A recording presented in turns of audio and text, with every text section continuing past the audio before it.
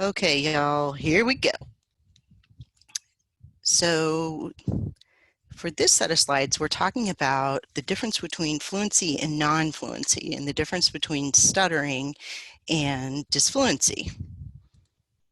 So one of the things that we talked about in the last set of slides was speech language planning and processing, and that there are a lot of factors that go into the planning and production of speech, and that if anything goes wrong somewhere in that process, then stuff doesn't come out fluently. So as a person who has lived in Virginia for a really long time and has grown up mostly in this area, one of my favorite things in the world is Krispy Kreme donuts.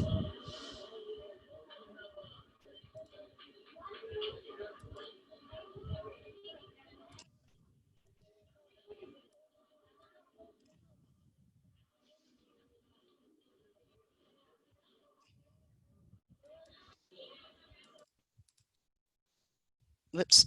Okay, there we go.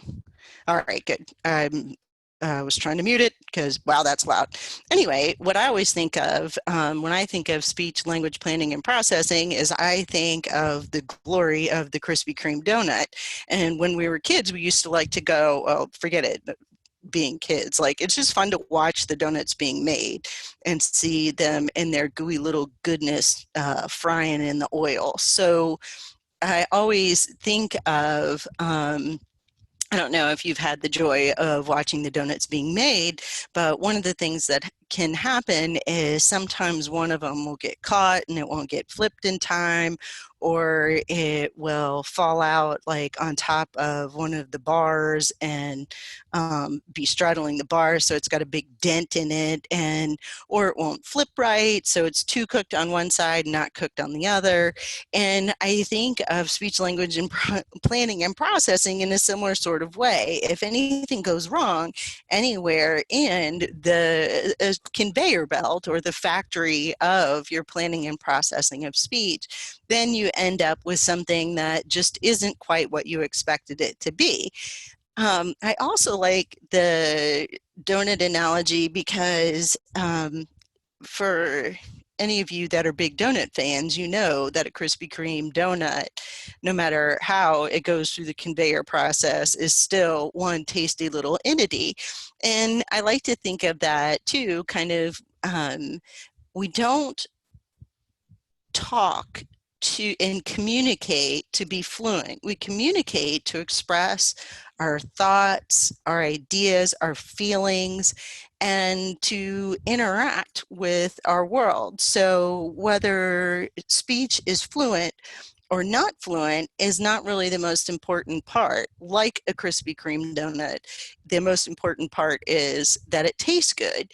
And so for speech language planning and processing, the analogy is that any attempt at communication, if communication occurs, is good. And it doesn't have to be fluent and it doesn't have to be perfectly articulated. It just has to be communicative. And as long as that happens, then it's all good. Like a tasty Krispy Kreme donut. Love those little bad boys. Look at them go.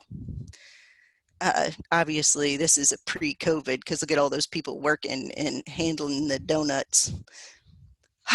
Bless their little pointy heads. Anyway, although look, I think this guy's got a mask on. Nope. Oh well, that's how you know it's not that it's pre-COVID. People aren't wearing masks. Anyway, if you have a Krispy Kreme nearby, hopefully you will now go get a donut, and remember that every donut is a good donut, just like all communication is good communication, whether it's fluent or not fluent. All right, so that's the whole idea there. So I introduced this model, the communicative emotional model of stuttering in the last set of slides, and you're going to see it over and over again because I feel like it encompasses all of the different facets of different facets that come together in order to manifest ultimately in an instance of stuttering or not in an instance of stuttering. So we're going to talk about all of the different pieces of the model over our time together, but today we're going to specifically focus on the instances of stuttering.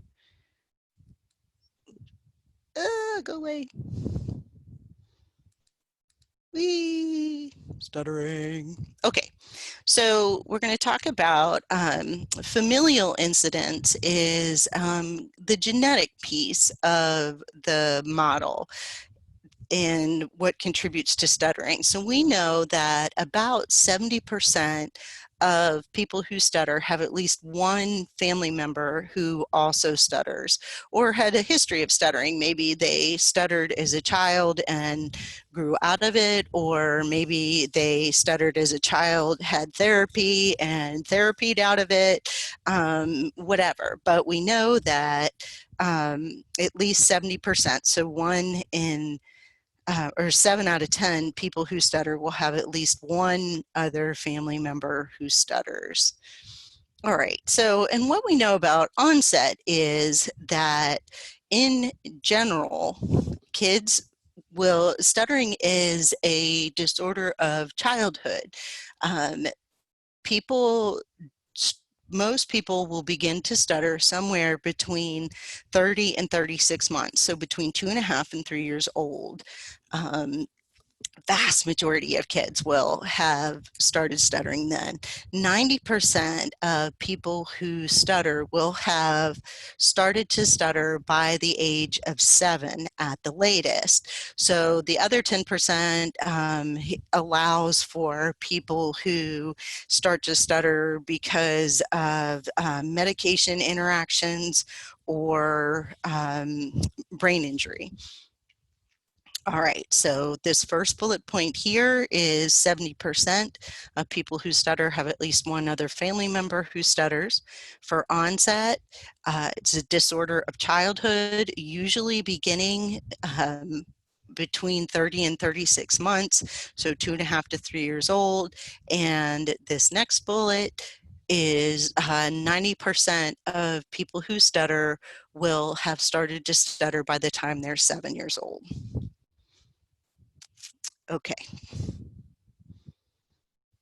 So the nature of onset, so when you talk to families or to a person who stutters and you ask them, when did you first start stuttering?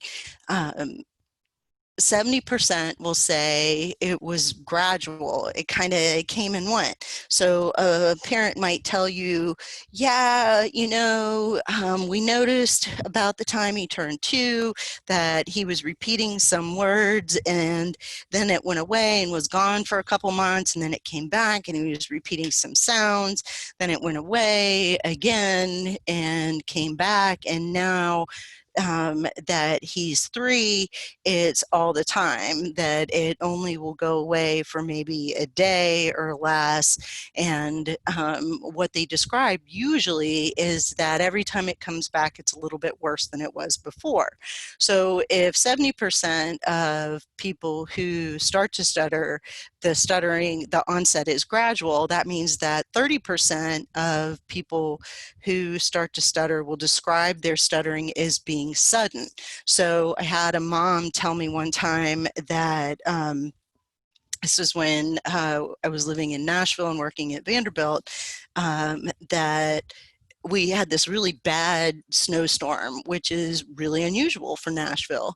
And so the mom told me, yeah, remember that big snowstorm we had? Well, the morning after, my daughter woke up and could not get a word out, was just stuttering every word, just blocked and struggling and nearly crying in frustration. Interestingly, that particular kid ended up spontaneously recovering, which leads us to this last bullet point, a spontaneous recovery. So what that means is that for the person who starts to stutter, they quit stuttering without any kind of formal treatment. So that's spontaneous recovery, is getting better without any extra super help from professionals or major changes in the behavior of the either of the child or of the family members.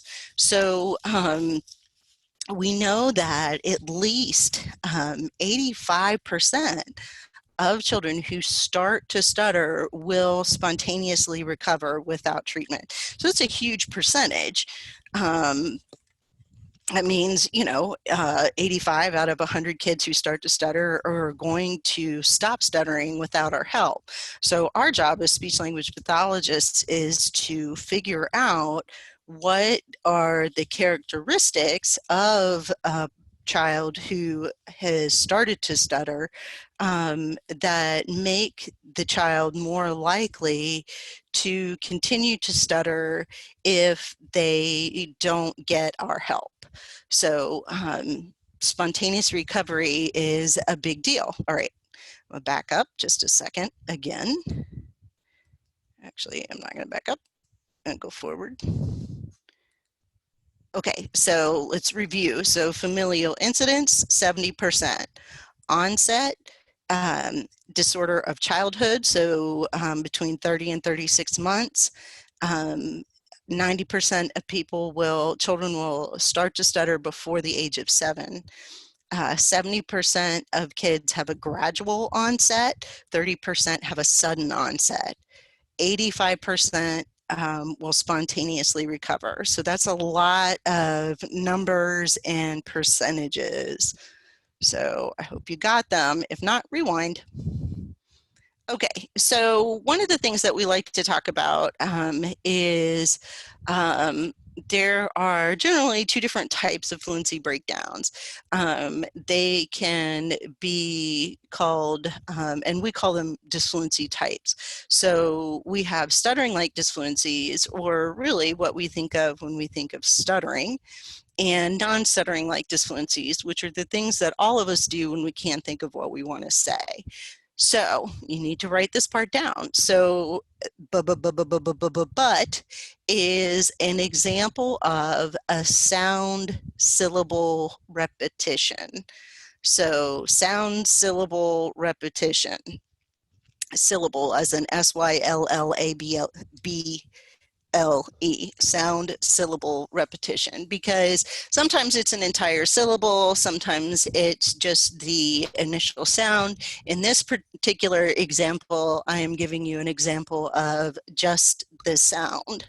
So it's either, the reason it's sound dash syllable repetition is because it can be just an individual sound, or it can be a whole syllable.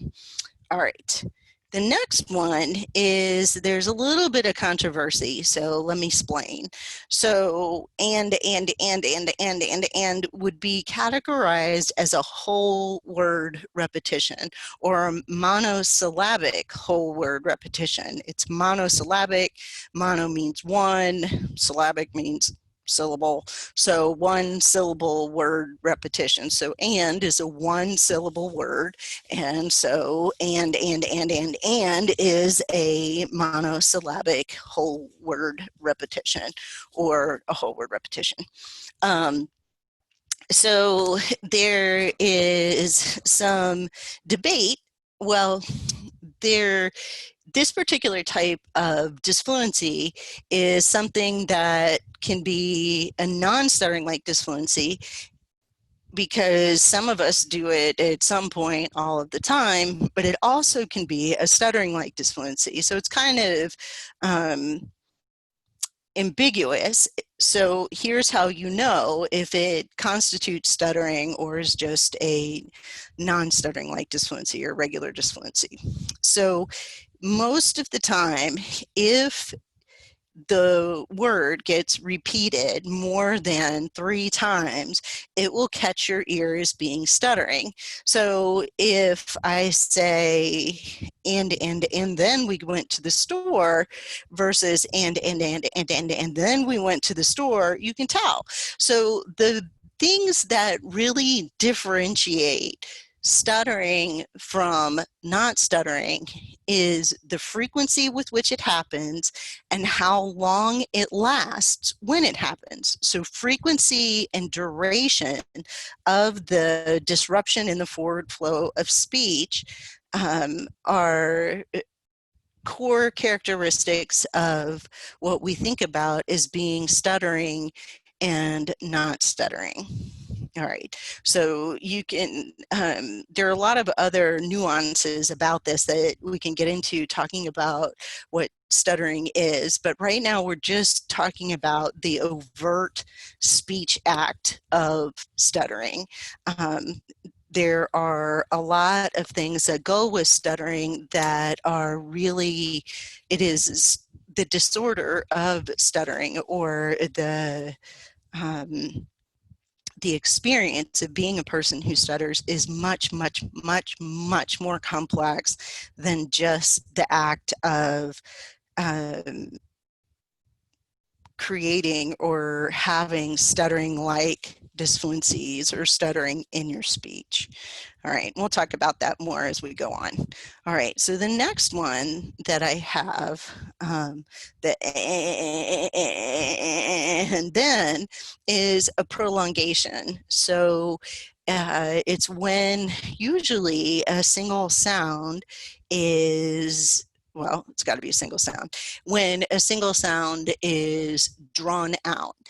Sometimes it's hard to decide if what you're hearing is a prolongation or a sound syllable repetition, because if I go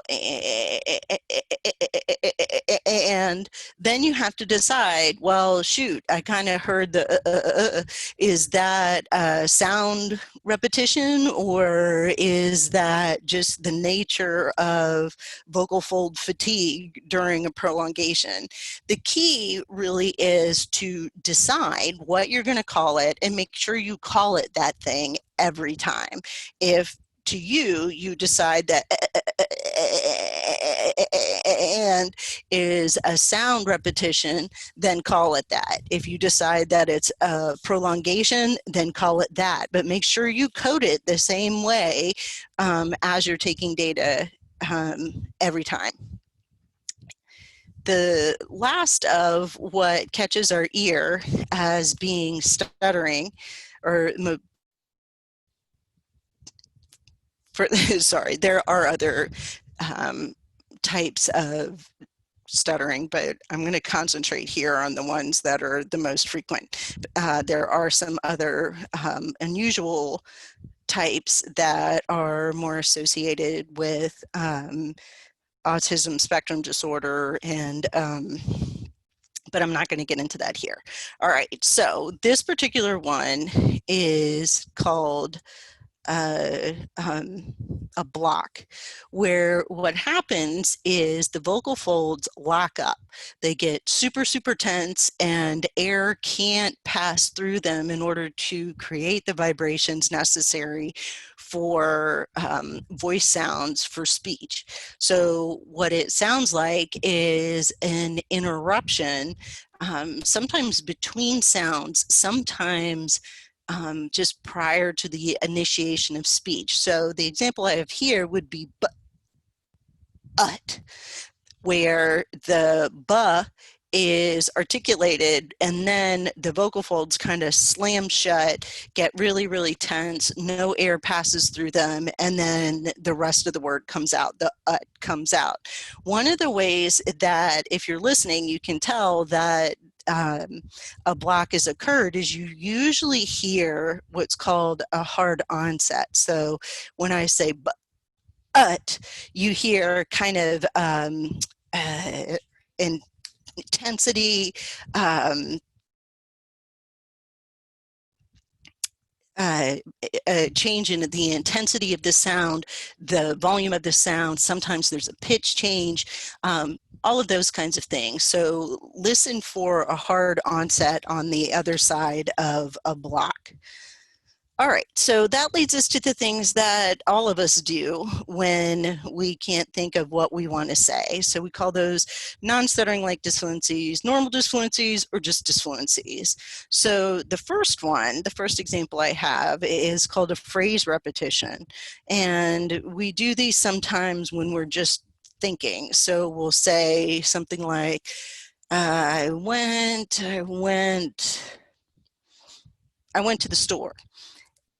And so that's a phrase repetition. The next example I have is of what we call a revision. And you hear revisions, phrase repetitions, and this last one, oops, I couldn't make it do that if I wanted to. So of course it will, because I don't. All right, so phrase repetitions, revisions, interjections, you hear a lot in the speech of kids who are experiencing developmental language delay. It's a way of buying yourself time when the message is not efficiently arriving for you to move your utterance forward. So revision, sometimes they're grammatical, sometimes they're word choice. So this particular example is grammatical. So I start out and I say, I will go to the store. So I have a change in grammar tense from went to will. Sometimes it's a difference in a revision of a word. So for me, because I have a swearing problem, I might go, oh, oot, shoot, right? So that would be a revision, not a sound syllable repetition, not a block.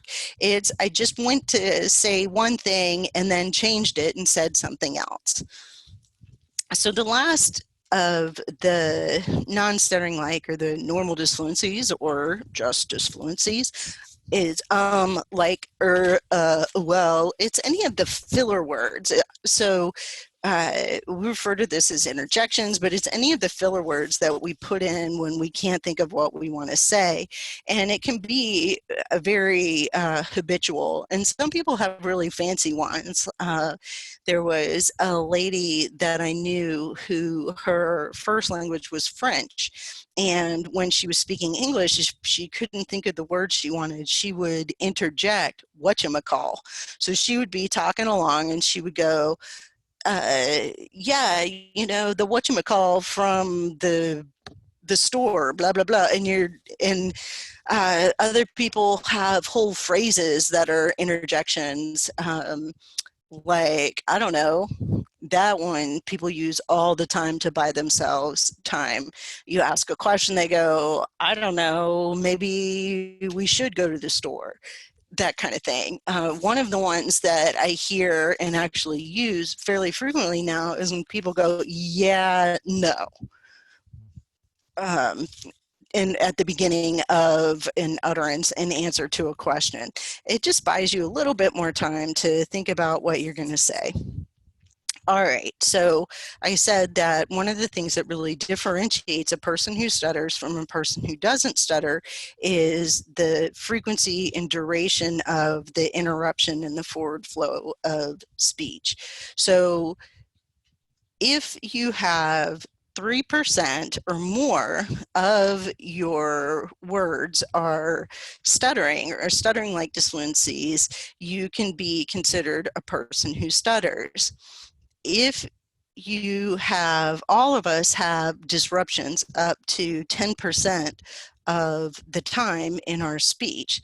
So some of us will have a bunch, 10 out of 100 words that are non-stuttering like disfluencies, and that's still considered normal. If you have more than that, and I'm going to show you an example in a minute, then you may be experiencing a fluency problem, but it may or may not be stuttering. It really depends on how many stuttering like disfluencies you have too. All right, so I'm not going to play this particular example right now. I'm going to embed it in your class notes, but Nina G is amazing. She's a comedian and who also stutters. So the prevalence of stuttering in males versus females is about 3 to 1.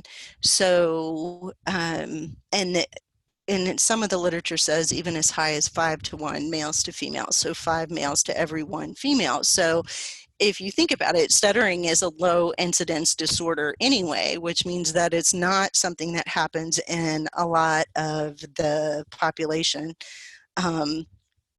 And then to be a female who stutters means that you're essentially the unicorn of stuttering. So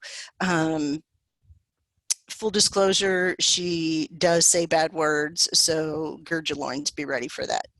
All right. So when you watch this, I want you to be thinking about what kinds of stuttering-like and non-stuttering-like disfluencies do you notice in her speech, because she does have a bit of a combination. All right, so I will play this one because this is an example of what I was talking about. Well, or will I? Watch, this little guy is not going to play. Yep, it looks like he's not. All right, so I'm going to embed that in the class videos too.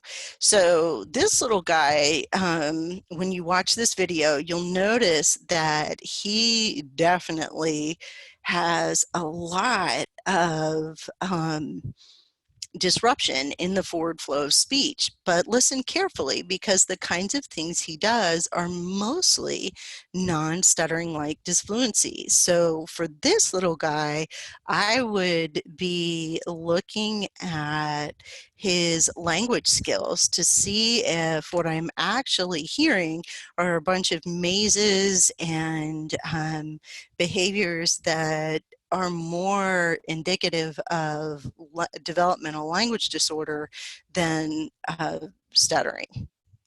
All right.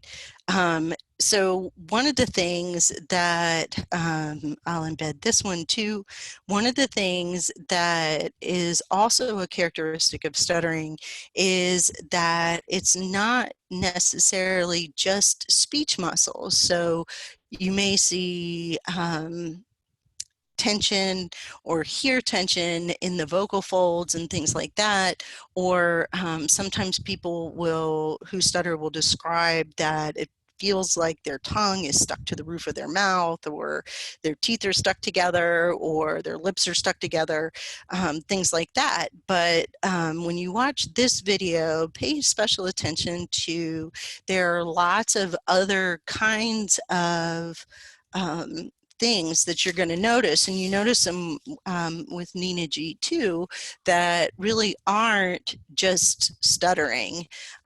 They are non-speech behaviors that that have essentially been paired with the act of stuttering over the years. They're called non-speech behaviors because they are behaviors that without them, speech can still occur. All right, so hopefully that makes sense to you. All right, and then one of the other things, so this, I'll embed this video into your course stuff too. This little guy is speaking, actually I have no idea what language he's speaking. It as a ethnocentric monolingual white female American, I have the language breadth of a toothpick. So let's just put it this way. He's speaking a language that I don't speak, which isn't saying much, because mostly I can understand a little bit of Spanish, a little bit of sign, and I can understand a lot of English, but even then, some days I struggle. But what I want you to pay attention to in this particular video is, can you discern when stuttering occurs and when it doesn't? There's some really cool research out there from a researcher actually from Iceland, and an American researcher did a study, and there are other studies, but this is the one I think of the most, where they had speech language pathologists rate stuttering in, or identify stuttering in children speaking Icelandic and children speaking English, and to see if we as speech language pathologists are better at identifying stuttering in our primary language, or if we can still identify stuttering in a language that we don't speak.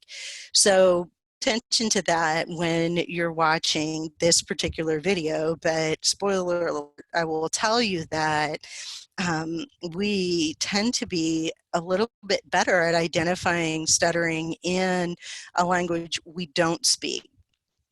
And the authors posit, and I heartily agree with, that it's because you don't speak the language, all you're listening for is the stuttering. Whereas if you speak the language, you're not only listening to the stuttering, but you're following the conversation. You're thinking about what the person is actually saying too, what they're actually communicating. So anyway, just watch that video, or watch this video with that in mind. It's pretty neat. I always find it to be kind of an interesting exercise. All right, so one of the things that the take-home point for this particular batch of slides is that instances of stuttering are different than normal disfluencies. And the way you know is when you hear stuttering, you hear it, you notice it. Again, whether it's in your own language or in a language that you don't speak, whereas non-stuttering like disfluencies or just disfluencies, you may notice if there are a bunch of them, but it doesn't really catch your ear, and you're not wondering, gosh, is this a person who stutters? And it's what we do when we all can't think of what we want to say. All right, so that's it for this particular batch of slides. I will see you in the next one.